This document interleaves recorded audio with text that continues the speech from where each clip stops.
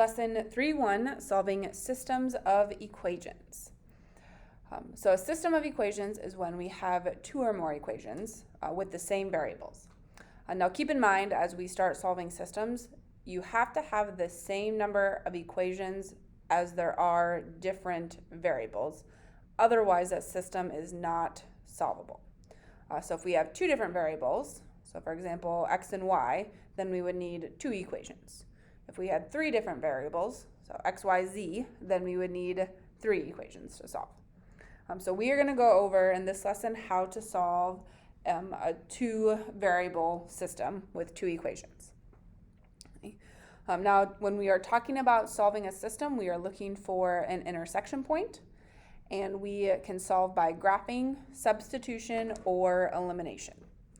And there's three different kinds of solutions that we could get. We could end up with a system where our lines intersect. So that intersection point would give us our one solution. Okay, so one solution. Now, if you are asked to classify if we are getting one solution for an answer, we would say that the system is consistent,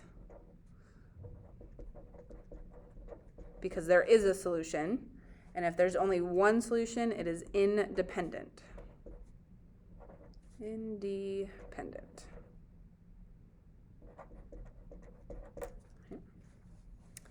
We could end up with a system that has parallel lines. So if they don't intersect, that means that there is no solution. And our symbol for that is a circle with a line through it. So if you are seeing this, that means no solution.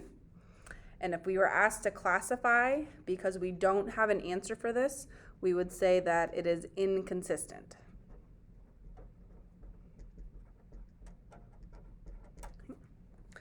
And then our last type of system is if we end up with the same line being graphed on itself. So that means that we would have infinite solutions, or infinitely many, depending on how you want to say it.